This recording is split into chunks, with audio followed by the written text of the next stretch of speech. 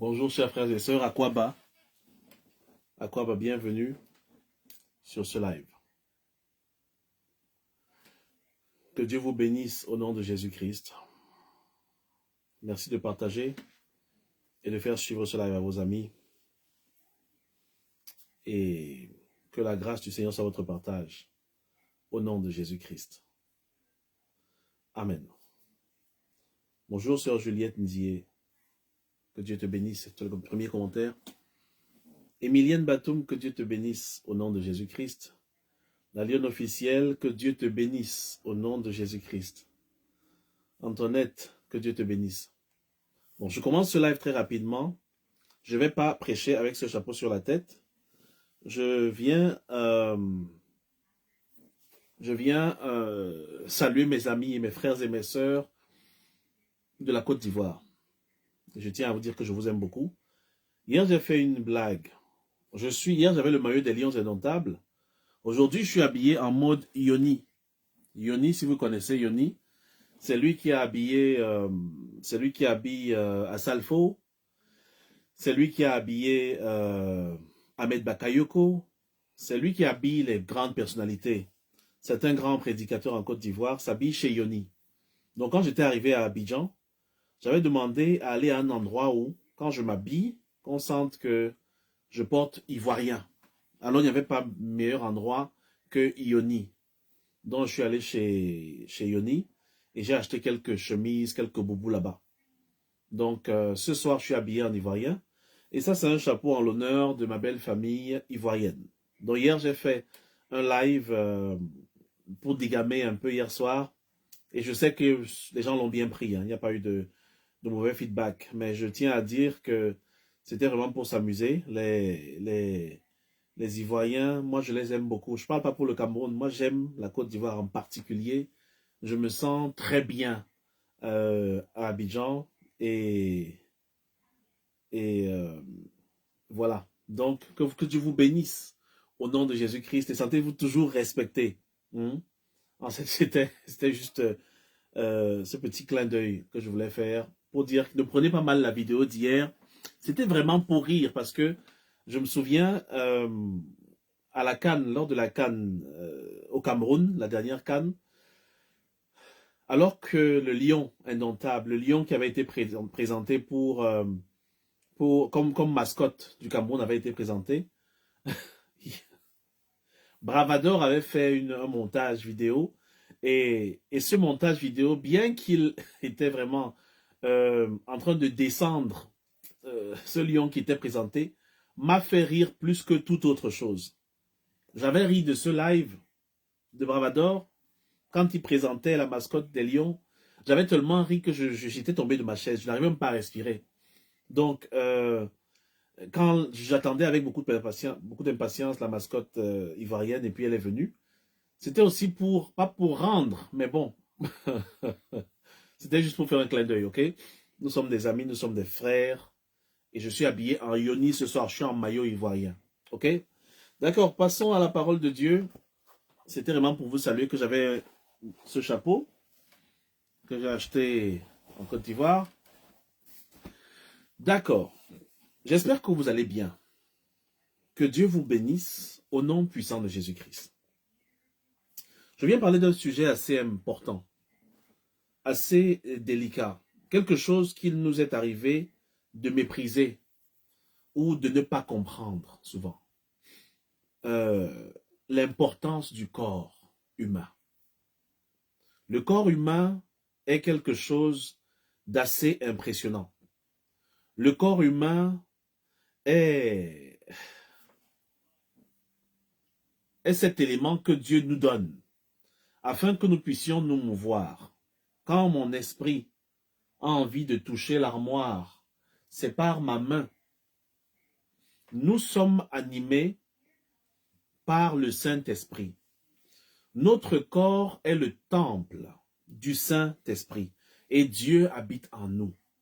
Ça veut dire que l'Esprit de Dieu, Miranda Hagbejoli, quand l'Esprit de Dieu habite en moi, il peut avoir accès au corps d'une personne par ma main. C'est pour cela qu'il est dit, en mon nom, vous chasserez les démons. En mon nom, ils chasseront les démons. Ils imposeront les mains aux malades. Et les malades seront guéris. C'est par ce contact physique que beaucoup de miracles se sont faits. Contact physique du corps. Je vous raconte l'histoire d'un homme.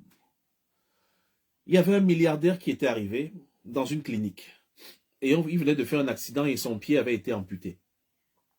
Il arrivait dans la salle d'attente et il y avait beaucoup de gens assis, des jeunes qui attendaient.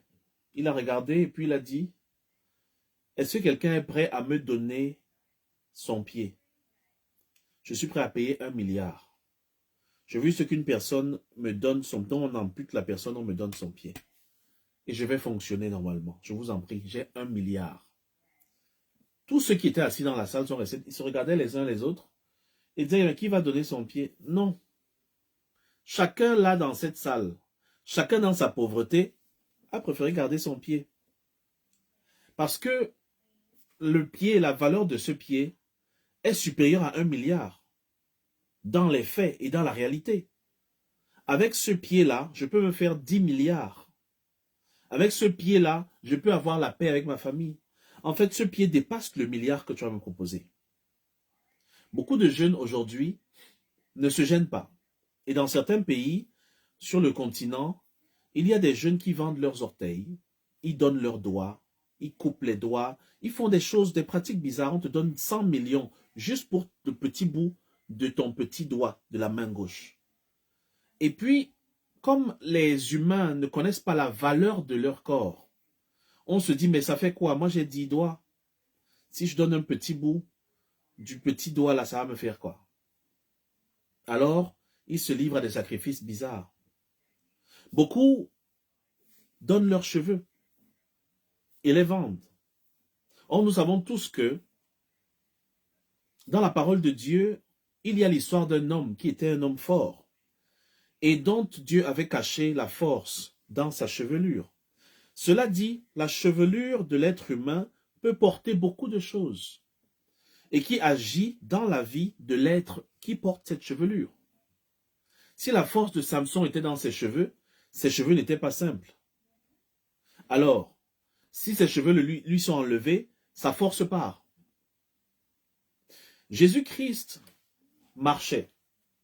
Il marchait et il avait tellement l'onction, il était rempli de l'esprit, rempli de la puissance divine, tellement rempli que son ombre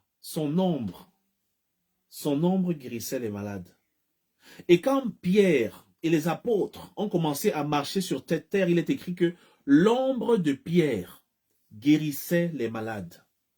Donc les gens s'asseyaient au bord de la route. Juste pour se placer, quand le soleil change de position, tout le monde part de l'autre côté. Parce que quand Pierre va passer, il faut que son ombre au moins nous touche.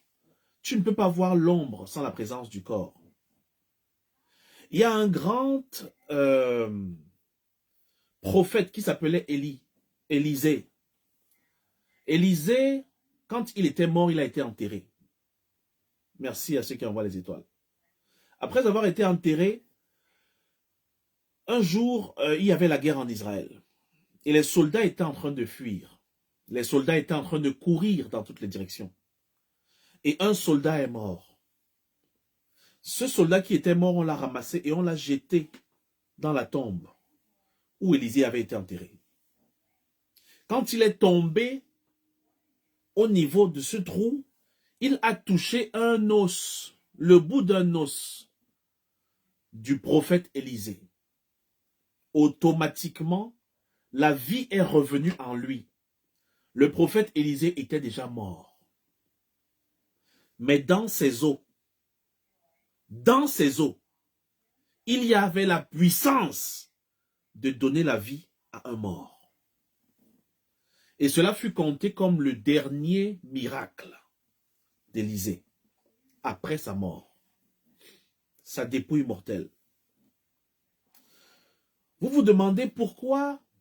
Parce qu'on veut toujours, vous êtes toujours trop superstitieux. Pourquoi vous parlez de trafic de trucs, trafic d'or, gang, ceci et cela? Pourquoi vous parlez des choses compliquées?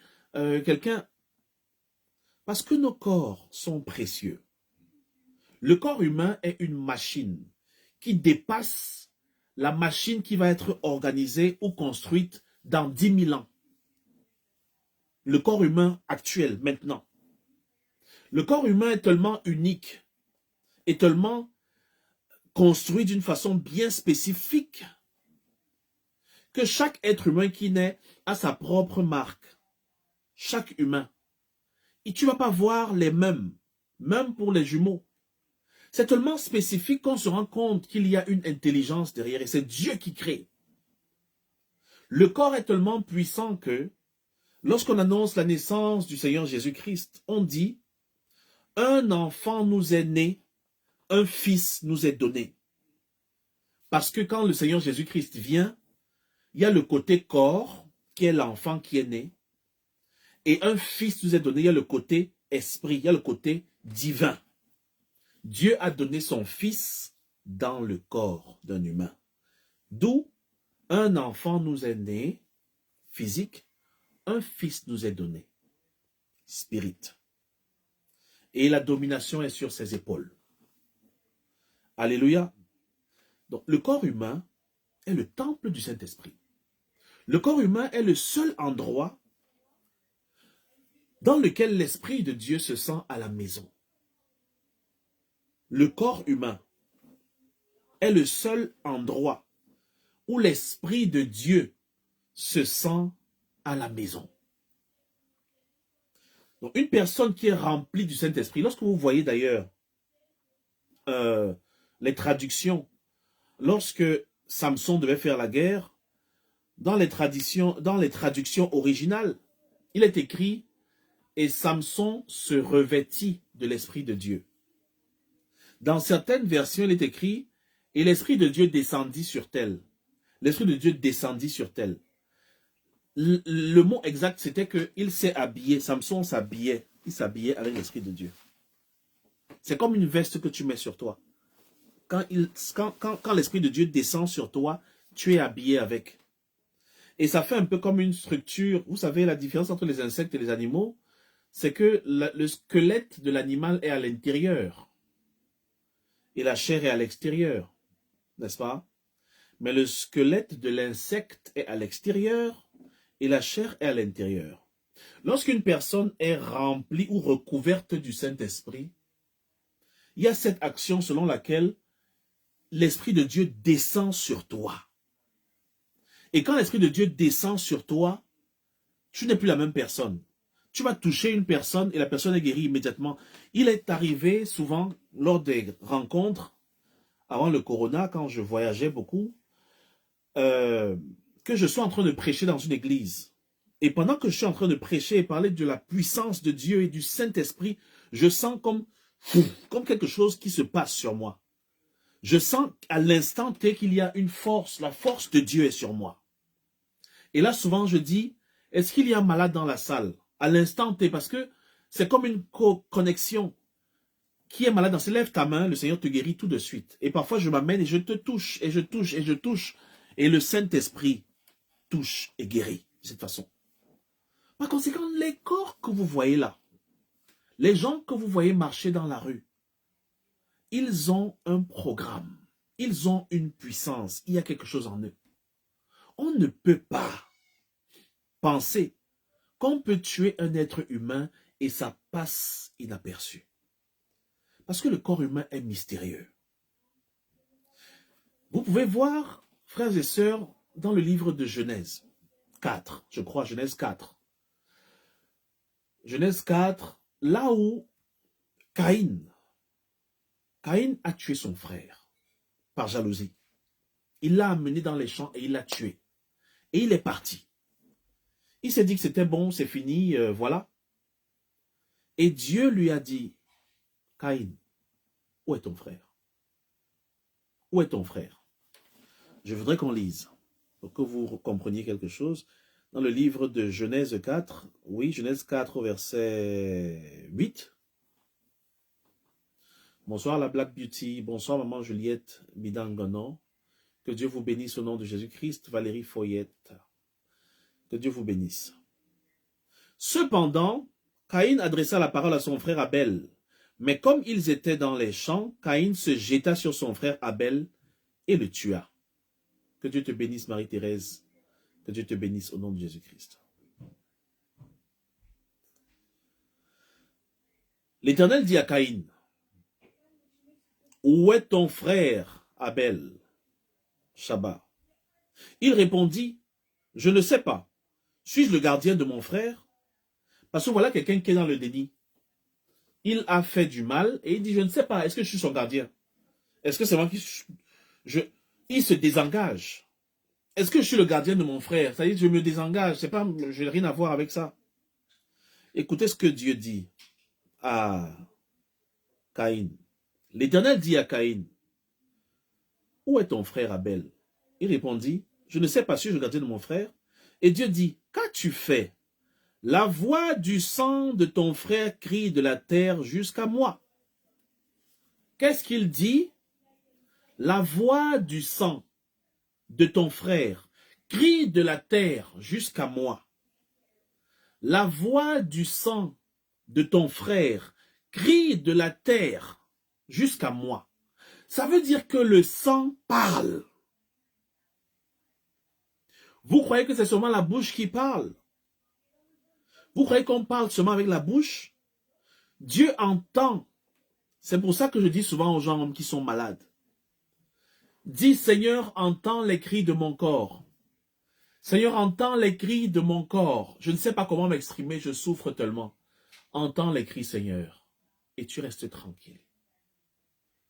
Et le Seigneur va te visiter. Parce que ton corps parle. Dieu a entendu la voix du sang. Donc, dans le sang, il y a un système qui fait en sorte que il y ait une voix. Il y a une parole qui sort du sang et qui crie à Dieu. Le corps est compliqué, frères et sœurs, mais les corps des enfants de Dieu sont encore plus précieux. Ton corps est le temple du Saint-Esprit. Ne te laisse pas toucher n'importe comment. Ne laisse pas qu'on vienne mettre l'argent sur ta tête pendant que tu danses. Il y a certaines choses qu'il ne faut pas laisser faire. Parce que tu sais ce qui se passe. La parole de Dieu dit, ton corps est le temple du Saint-Esprit. Toute personne qui détruit le temple sera détruite par Dieu. Ça veut dire que tu peux être responsable devant Dieu. Tu vas être responsable devant Dieu de la façon dont tu auras traité ton corps. Est-ce que tu as pris des trucs forts pour boire? Est-ce que tu t'es donné la mort toi-même? Est-ce que tu as fait des choses pour détruire? C'est la maison de Dieu, c'est pas, ça ne t'appartient pas. Même nos corps appartiennent à Dieu. C'est la raison pour laquelle il est écrit que ce dernier jour, lors de la trompette, lorsque la trompette va sonner, les morts en Christ ressusciteront. Ils ressusciteront dans leur corps. Et lorsqu'ils vont être élevés, avec nous qui serons en vie, est-il écrit, pour ceux qui le seront, ils seront transformés dans les cieux. Lorsque nous allons voir le Seigneur, nous serons transformés. Vous avez vu la transfiguration du Christ? Ça veut dire que même après notre mort, nos dépouilles mortelles, là où elles seront, vont revenir. Parce qu'elles appartiennent à Dieu. C'est pour ça qu'elles vont monter le dernier jour. Elles vont monter à lui et elles seront transformées en corps céleste. Ne t'en fous pas de ton corps. Traite-le très bien. Si tu sais qu'il y a quelque chose qui peut détruire ta peau, évite. Si tu sais qu'il y a quelque chose qui peut te couper, te faire du mal, évite. Ce corps doit être rendu à Dieu un jour. Il ne t'appartient pas. Je vais vous faire lire un passage assez impressionnant. J'ai beaucoup parlé souvent du respect et du mépris, des insultes aux gens qu'on ne connaît pas et du respect dû aux autorités. On n'insulte pas une autorité. Écoutez très bien, on n'insulte pas un marabout.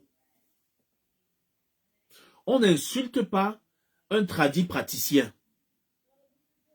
On n'insulte pas un maître vaudou. On n'insulte pas un maître des concentrations hindoues. Parce que tous ces gens sont des autorités spirituelles. Chacun dans son secteur. Comme vous le savez très bien, je suis serviteur du Seigneur Jésus-Christ. Je crois au Seigneur Jésus-Christ. Je prêche la puissance et la suprématie qu'il y a dans le nom de Jésus-Christ. Je prêche qu'il n'y a rien de plus puissant que le nom de Jésus-Christ. Et c'est ça qui est la vérité. Et je n'ai rien en commun avec les gens dont je viens de citer les fonctions. Cependant,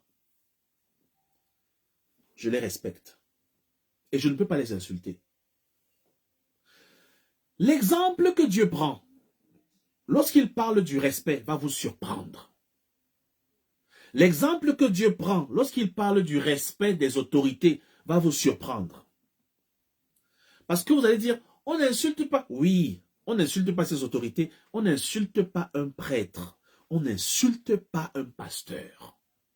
Jamais, jamais, jamais de la vie. Je vous ai parlé de ce qu'il y a dans le corps de cet homme qui s'appelait Élisée, qui a été oint et qui a reçu l'Esprit de Dieu sur lui, qui après avoir été enterré, a réussi à ressusciter un homme alors qu'il a touché son corps. Si le corps est rempli d'une telle puissance par la main de Dieu, la bouche est remplie de la puissance qui crée. La prophétie, la prédication, la parole de Dieu qui crée est dans ces corps. Les corps des serviteurs de Dieu ne sont pas simples. Ils ne sont pas faciles. Alors, si après sa mort, ça se passe ainsi, combien de fois pendant qu'il est en vie? Je vais vous raconter l'histoire d'un pasteur qui était au Kenya, un puissant homme de Dieu, qui passait sa vie à jeûner. Il jeûnait, il jeûnait, il jeûnait, il jeûnait. Et quand il était descendu de la montagne un jour, physiquement, il était très fatigué. Il marchait au marché comme ça, il disait, ma fille, je peux boire un verre d'eau, je peux boire de l'eau. Partout où il passait ce jour-là, tout le monde a été guéri. Les gens tombaient en transe. Il avait tellement la puissance de Dieu sur lui que les gens guérissaient pendant qu'il marchait. Seulement pendant qu'il marchait. Alors, fatigué, il s'est appuyé sur un arbre et il a dormi là. Cet arbre est mort peut-être 2 semaines après. Parce qu'il est dit que toutes les personnes qui touchaient cet arbre guérissaient. Alors les gens se sont mis à enlever les écorces, à arracher les écorces, à couper, parce que l'arbre était devenu comme un arbre sacré. L'homme de Dieu s'était appuyé dessus. Cet arbre est mort après 2 semaines parce qu'on avait arraché toutes les écorces jusqu'aux feuilles en haut. Parce qu'ils prenaient, faisaient bouillir, faisaient boire à leurs enfants. C'était devenu quelque chose. C'est pour ça que Dieu évite que l'on mette l'accent sur certaines choses. Pour éviter l'idolâtrie. C'est pour ça que le Seigneur Jésus-Christ n'a jamais guéri d'une même façon. Est-ce que vous comprenez? Il y a cet aveugle qui arrive et il est vraiment aveugle. Le Seigneur Jésus-Christ dit, reçois ta vision. Et il guérit. Il y a un autre qui dit, qu'est-ce que tu veux que je fasse pour toi? Bartimée dit que je recouvre la vue. Et Jésus dit, ta foi t'a sauvé, n'est-ce pas? Va, ta foi t'a sauvé. Il y a un autre aveugle à qui Jésus-Christ a dit, viens, sors du village avec moi. Il a craché dans la boue, il a mélangé avec la boue, il a mis au niveau des yeux. Et il a dit, qu'est-ce que tu vois? Parce que le Seigneur Jésus-Christ ne veut pas que nous entrions dans l'idolâtrie ou dans des pratiques religieuses sans connaître la profondeur de ce qui se passe. Quand cet homme de Dieu avait été admis à l'hôpital, à la fin de ses jours, il a dit qu'il est entré à l'hôpital et quand il est entré et qu'il s'est couché, tout le monde a guéri à l'hôpital. Il n'y avait plus aucun malade. Les gens ont guéri de partout. Il était là seul et les médecins le soignaient. Et quand il est mort, aucune personne n'est morte à l'hôpital jusqu'à ce qu'ils soient enterrés. Ça, c'est la vie d'un serviteur de Dieu dont je vais taire le nom et qui est passé de vie à trépas il y a quelque temps du côté du Kenya. Et là, j'ai vu la puissance de l'Esprit de Dieu. Il y a un autre prédicateur, frères et sœurs, qui, lui, je l'avais rencontré physiquement aux États-Unis. Il était venu et il prêchait comme un esprit. Il prêchait tellement bien que ce jour-là, j'avais dit, Seigneur, je veux parler comme cet homme. Et je crois que l'Esprit de Dieu avait entendu cette prière parce que j'ai développé les prédications comme cet homme. Je parle comme un vieux spirituel par la puissance de Dieu et je crois que j'avais reçu ça ce jour-là. Alors ce pasteur, il est là, il parle et il dit qu'il était en Inde pour prêcher. Et une femme est venue à lui en courant un soir, après qu'il ait fini de prêcher, avec un enfant dont les bras pendaient comme ça, les bras pendaient. Elle dit, pasteur, guérissez-le, guérissez-le, guérissez-le. Il dit, qu'est-ce qui se passe? Guérissez-le, elle a mis l'enfant entre ses mains. Il dit qu'il a senti l'enfant était froid, les bras étaient là, comme ça, et les pieds aussi. Alors il s'est tourné sur lui-même. Après, il a remis l'enfant à la maman. Et ça, la sécurité l'a amené, il est parti. Le lendemain, parce qu'il avait, ça s'était passé tellement vite qu'il n'a pas compris. Le lendemain, il revient de son hôtel pour la deuxième journée de prédication. Il voit la femme venir en courant. Cette fois-là, elle n'a aucun bébé en main et elle pleure. Et elle vient en courant et dit à la sécurité, est-ce que vous pouvez la garder loin? Pendant qu'il est en train de parler comme ça, pour qu'on garde la femme loin, parce qu'il ne voulait pas être accusé de quoi que ce soit, la femme s'est faufilée et est arrivée devant lui. Elle est tombée. Elle dit, qu'est-ce que tu as fait à mon bébé hier soir? Qu'est-ce que tu as fait à mon enfant hier soir? Le traducteur traduit. Il dit, what did she say? Elle demande ce que tu as fait à son enfant hier soir. Il dit, nothing. Je n'ai rien fait. Il dit, j'ai rien fait. Elle dit, je viens de laisser mon enfant à la maison. Il est en train de jouer avec ses frères et avec ses sœurs alors qu'il était mort. Je savais qu'il était mort quand je le mettais dans tes mains. Quand je suis rentré, il s'est levé, il a voulu manger et je l'ai laissé en train de jouer avec ses frères et ses sœurs. Qu'est-ce que tu as fait à mon enfant hier? Le serviteur de Dieu était étonné. Il dit qu'il était étonné parce que quand il s'est retourné la veille, il n'avait même pas prié. Il dit qu'il a tenu l'enfant contre lui. Il a dit, what is going on? C'est ça qu'il a demandé. What is going on? Il a juste dit, qu'est-ce qui se passe avec l'enfant en main? Qu'est-ce qui se passe? Après, il a remis l'enfant à la maman. Il n'a pas prié. Il n'a pas dit, Seigneur, guéris-le. Et il dit que c'est là qu'il s'est rendu compte que la puissance de la vie qui est en lui par l'Esprit de Dieu, avait été communiquée à cet enfant dès qu'il l'a touché. Et il dit depuis ce jour-là, quand il salue quelqu'un, il sait qu'il communique la vie. C'est pour ça qu'il a dit, ils imposeront les mains aux malades et les malades seront guéris. Il n'est pas écrit, ils imposeront les mains aux malades en priant pour eux. Ça, tu peux le faire. Mais déjà, l'action de poser les mains peut guérir quelqu'un. Voici les miracles qui accompagneront ceux qui auront cru. En mon nom, ils chasseront les démons. S'ils prennent un breuvage mortel, il ne fera aucun mal. Ils imposeront les mains aux malades et les malades seront guéris. Rien que le contact, c'est le corps. Donc l'Esprit de Dieu remplit ton corps au point où quand tu touches quelqu'un, il est guéri. Ça, je suis témoin de ces choses, frères et sœurs, avec mes mains. Souvent, je regarde mes mains et je dis, qu'est-ce qui se passe? Quand le Seigneur guérit une personne par mes mains, je dis, je n'ai rien vu venir. Je n'ai pas senti un pouvoir. Je n'ai rien fait. Seigneur, tu es puissant. Seigneur, je ne te comprends pas. Je ne sais pas ce qui s'est passé. Alors, exprès, il m'est arrivé souvent de toucher les petits-enfants. Il est écrit que Jésus était assis et les parents les amenaient, ses enfants, pour que Jésus les touche. Compris? Pas pour qu'il prie pour eux, pour qu'il les touche. Pour qu'il les touche. Et les disciples ont dit, le maître est fatigué, gardez vos enfants loin. Il a dit non.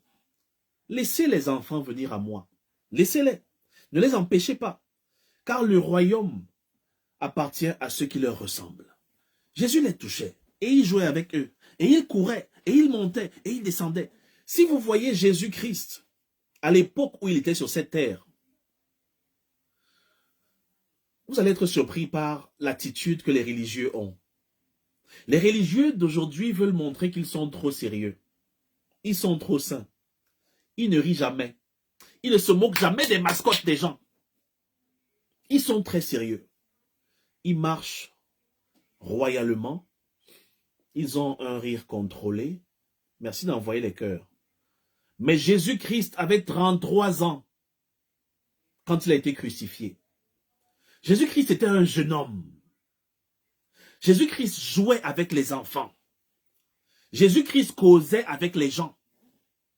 Jésus-Christ allait à la fête avec ses disciples. Au point où on disait que mais le vin est fini, on fait comment? Jésus-Christ avait autour de 30 ans. 30 ans quand il transformait l'eau en vin. C'était un jeune garçon. Jésus-Christ n'était pas comme ces vieux religieux avec les gros ventres et les grosses barbes et les grosses robes que vous voyez. Non. Jésus était un jeune homme. Il est mort à 33 ans. C'est la raison pour laquelle beaucoup de personnes qui font certaines sciences occultes se disent que c'est l'âge parfait de la maturité ou de l'expression de la puissance d'une personne. C'est pour ça qu'ils sont très intéressés souvent à prendre les vies des gens à 33 ans. C'est par rapport à l'âge que le Christ avait quand il a quitté cette terre. C'était un jeune homme. Mais pour revenir rapidement au niveau du respect. Au niveau du respect, le Seigneur parle d'une façon assez impressionnante. Assez impressionnante. Quand le Seigneur dit respecter les autorités, vous croyez qu'il va dire respecter les hommes de Dieu, ceci et cela? Écoutez ce qui est écrit dans le livre de Jude. Jude 1, au verset 9. D'ailleurs, dans le livre de Jude, il n'y a qu'un seul chapitre. Jude 1. Et on va lire très doucement. Je vais chercher ça et je vais lire. Jude 1, au verset 9. Il est écrit, au verset 8 d'abord, au verset 8. Ouvrez attentivement vos oreilles et écoutez. Malgré cela, ces hommes, aussi entraînés par leur rêverie, souillent pareillement leur chair, méprisent l'autorité et injurient les gloires. Ok? Je reprends et vous allez comprendre parce que je vais vous expliquer ce qui se passe là. Malgré cela, ces hommes, aussi entraînés par leur rêverie, souillent pareillement leur chair, ils souillent leur chair, méprisent l'autorité, c'est-à-dire les personnes en autorité, sur le plan physique ou même spirituel, et injurient les gloires. On n'injurie pas les gloires. On n'injurie pas. Lisons ce qui suit. Or, l'archange Michael, l'archange de guerre, le plus puissant, quand on parle de guerre dans le ciel, parce que quand on parle de musique, on parlait de Lucifer. Lucifer était un champion en musique. Et lorsqu'il a été jeté sur la terre, c'est la raison pour laquelle la plupart des gens qui font les arts, la musique et tout, sont très attirés par le estanisme. Parce que il y a beaucoup de force à l'intérieur qui peut leur donner la gloire. Dans ce qui a à voir avec la musique, l'art, le cinéma et tout ça, ils sont très attirés par ce chemin. Parce qu'ils avaient la connaissance de tout ce qui était musique, showbiz, images, couleurs, beauté, tout. Ainsi, on va vous parler de tous ces grands acteurs de cinéma et de tous ces grands acteurs de musique. Et on dit qu'ils ont signé un acte avec le diable. Parce qu'il avait ça en lui. De la même façon, quand on parle de la guerre, quand on parle de la force, quand on parle de la puissance, on parle de l'archange Michael. L'archange Michael, c'est l'archange de guerre.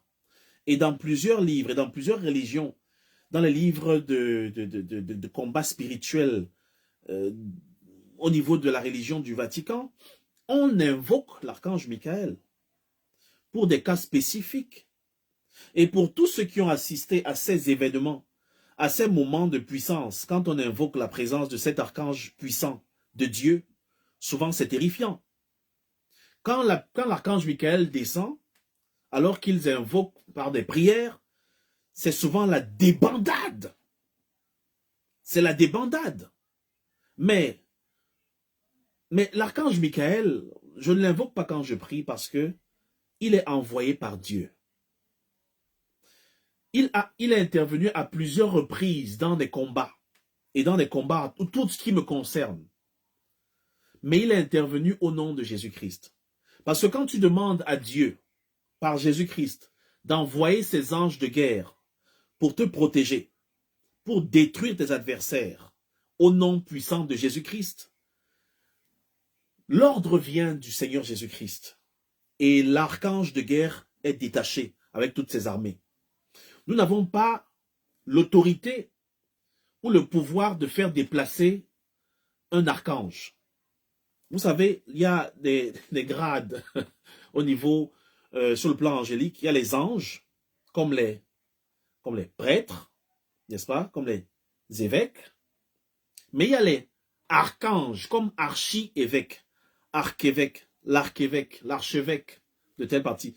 L'archevêque, c'est un archi-évêque. Aïe, Jeff. L'archange, c'est un archi-ange. C'est un maître d'ange. C'est une autorité supérieure.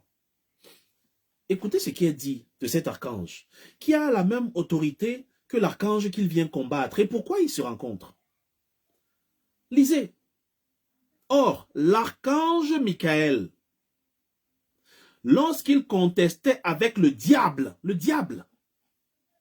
qui lui aussi avait été un archange, l'archange Michael, lorsqu'il contestait avec le diable et lui disputait quoi? Le corps de Moïse.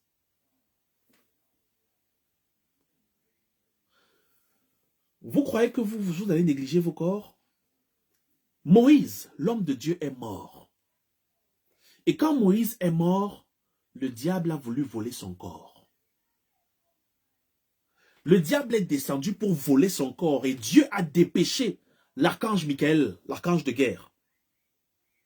Quand l'archange Michael est arrivé et qu'il est en train de dire « laisse son corps » et que l'autre veut arracher, il dit « lâche son corps ». L'autre veut arracher. Moïse est déjà mort. Hein? On ne parle pas de l'esprit de Moïse, on parle de son corps physique. Vous allez comprendre pourquoi dans certains secteurs, quand les gens veulent gérer certaines activités ou ils veulent faire certains trafics bizarres, on garde au loin ceux qui peuvent venir, ceux qui peuvent dire « laisse son corps ». Lâche son corps. Parce que c'est une activité très, très, très asse. Annick.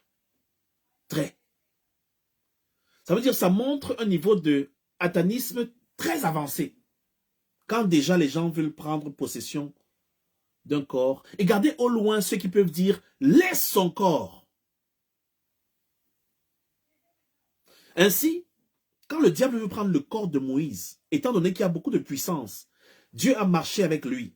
Dieu l'a oint. Dieu l'a utilisé. Il a libéré Israël de la possession, de la captivité en Égypte. Il a ouvert la mer Rouge. Il a fait de grandes choses dans ce corps qui est maintenant vide, alors que son esprit est parti. Le diable croit qu'il peut toucher son corps, parce qu'il y a encore des informations à l'intérieur. C'est comme lorsqu'un drone tombe. L'armée ennemie prend le drone et le décompose pour voir un peu quels sont les éléments qui sont à l'intérieur. Je salue mon frère à femme. Hein? Donc, l'archange Michael, lorsqu'il contestait avec le diable et lui discutait le corps de Moïse, n'osa pas porter contre lui un jugement injurieux, mais il dit que le Seigneur te réprime. L'archange Michael, qui a toutes les épées, qui a toutes les armes, il n'a pas voulu contester avec le diable. Mais il a dit que l'Éternel te réprime. C'est en cela qu'il est écrit. Je reprends donc au début pour que vous compreniez. Malgré cela, ces hommes, aussi entraînés par leur rêverie, souillent pareillement leur chair, méprisent l'autorité et injurient les gloires. Or, l'archange Michael, lorsqu'il contestait avec le diable et lui disputait le corps de Moïse, n'osa pas porter contre lui un jugement injurieux, mais il dit que le Seigneur te réprime. Ça veut dire que le diable est une gloire. Le diable est une autorité. Bien qu'il soit le diable, L'archange Michael n'a pas voulu le frapper. Il pouvait le faire. Il n'a pas voulu lui lancer une parole pour le détruire. Non, parce qu'il a su que c'est une autorité qui est là aussi. Alors il a appelé l'autorité suprême à lui-même et au diable. Il a dit que l'Éternel te reprime. C'est ainsi que l'exemple du respect des autorités est connecté au respect qu'a eu l'archange Michael face au diable, l'ennemi. C'est pour vous montrer à quel point il est importantissime de respecter les autorités spirituelles. Il est important. Donc, ne blaguez jamais avec. Si même l'archange Michael, avec toute sa puissance et la façon dont Dieu l'a construit, a eu la sagesse d'appeler plus puissant que lui-même pour gérer le problème d'une autre autorité. Mais pour qui vous prenez-vous? Pour poser des jugements sur Dieu, ou même sur un marabout, ou même sur un pasteur, ne craignant aucune représailles. C'est très dangereux. C'est très dangereux.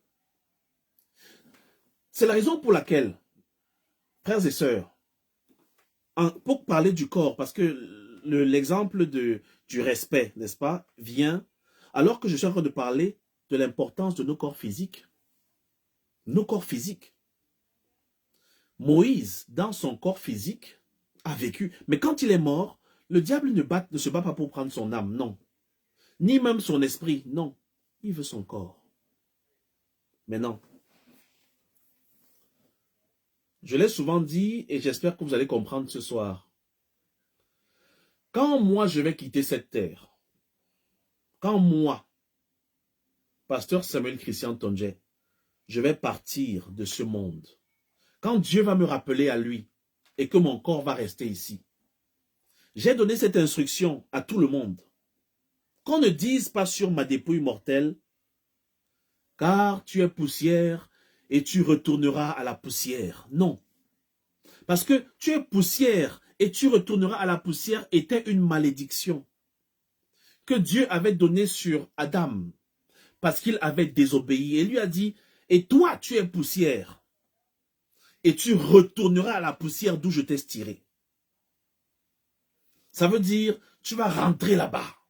Et il a dit au diable, tous les jours de ta vie, serpent, tu ramperas sur ton ventre et tu mangeras la poussière. Donc, si le diable mange la poussière et que l'on dise de ma dépouille qu'elle est poussière et qu'elle retourne à la poussière, on est en train de m'envoyer là où je ne suis pas supposé aller. Vous comprenez? Par Jésus-Christ, nous avons eu la capacité d'être ramenés de l'état de poussière à l'état de fils. Jésus-Christ nous a ramenés dans le jardin d'Éden, d'où avait été chassé Adam par le péché. D'où avait été chassé Adam. Jésus-Christ a donné sa vie afin que nous reprenions cette relation avec Dieu, qui fait en sorte qu'on puisse lui parler, comme Adam lui parlait. Et il nous répond, comme il répondait à Adam, dans le jardin d'Éden. Étant donné que mon corps est le temple du Saint-Esprit, quand je vais partir, qu'on n'associe pas ça avec la poussière. Non. Non, non. Alléluia. Ça, c'est pour moi. Maintenant, vous décidez ce que vous voulez là-bas. C'est pour ça que ça me fait souvent mal. Ça me fait bizarre, frères et sœurs, de voir mes jeunes sœurs, certaines filles, peut-être prendre leur corps comme une marchandise. Je ne le dis pas pour juger les filles qui n'ont pas d'option dans la vie. Mais je vous dis, mes chères sœurs, on ne peut pas acheter votre corps. On ne peut pas payer pour votre corps. Rien, rien sur cette terre ne peut payer pour votre corps. Vous êtes précieuse. Vous êtes pleine de vie. Dieu vous a béni avec un corps. Pour la plupart, vous êtes très belle. Très, très belle. Ne laissez pas des gens qui n'en ont pas la capacité se prendre pour des êtres supérieurs au point de payer pour avoir accès à votre corps. Alléluia. Parce que nous allons rendre compte de comment nous l'aurons traité, ce corps. Priez pour que Dieu vous protège. Et je prie que Dieu garde et protège vos corps, vos âmes et vos esprits. C'est pour ça que l'autre jour, quand on priait, on disait, mon corps, mon âme et mon esprit appartiennent à Dieu. Le corps est important. Mon corps, mon âme et mon esprit appartiennent à Dieu. Mon corps, mon âme et mon esprit appartiennent à Dieu. Ainsi, toute personne qui touche au corps d'un enfant de Dieu ne va jamais s'en sortir. Jamais. Toute personne qui touche impunément au corps d'un enfant de Dieu, pour quelque trafic, micmac, vente, gauche-droite, gérer à gauche, couper à droite, vendre les petits reins à gauche, faire ceci à droite, vous n'allez jamais vous en sortir. Parce que ces corps appartiennent à Dieu. Et toute personne qui détruit le temple du Saint-Esprit, qu'est le corps, s'attaque à Dieu. Et Dieu protège son temple. Quand tu te sens attaqué, quand tu te sens opprimé, dis Seigneur, protège ton temple. Seigneur, protège ton temple. Il n'y a pas de cri plus puissant que celui-là. C'est comme si je dis à quelqu'un, garde ta maison. Seigneur, protège ton temple. Je suis le temple du Saint-Esprit. Et Dieu habite en moi. Vous ne pouvez rien me faire. Vous ne pouvez pas me manger en sorcellerie. Vous ne pouvez même pas m'agresser ou me faire du mal physiquement. Vous ne pouvez rien me faire parce que mon corps-ci appartient à Jésus-Christ. Alléluia. Ils ne peuvent rien te faire.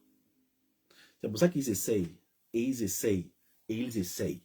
Mais ils vont toujours échouer au nom de Jésus-Christ. Parce que celui qui est en toi est plus fort que celui qui est dans le monde. Merci d'avoir été là. Merci d'avoir partagé. Merci d'avoir été patient à écouter ce que j'avais à dire. Je dis merci à tous mes frères et à toutes mes sœurs dans le monde entier. Que la grâce du Seigneur soit votre partage. Et j'embrasse très fort mes frères et mes sœurs de la Côte d'Ivoire. Ok? Je finis par là parce que je suis entré avec, je vais sortir avec. Hein? C'est vrai que j'ai acheté cet habit en Côte d'Ivoire, mais c'était dans les établissements Yoni. Yoni, j'en fais la publicité. J'ai payé, mais je fais la publicité pour montrer que nous avons de grands couturiers sur notre continent aussi. Donc ça, c'est du Yoni. Il a habillé Assalfo, le grand chanteur. On dit premier Gaou n'est pas Gaou. Il a habillé le premier ministre Ahmed Bakayoko. Il a habillé le pasteur Mohamed Sanogo. Il habille toutes ces grandes personnes que vous connaissez. Donc, porter Yoni, c'est porter Ivoirien. OK? Donc, chers Ivoiriens, faut pas fâcher, hein? Faut pas fâcher, nous s'amuser. Je vous aime beaucoup. Couleur à quoi? Couleur à quoi? Que Dieu te bénisse au nom de Jésus-Christ. Merci beaucoup. Merci d'avoir été là. OK? On est ensemble.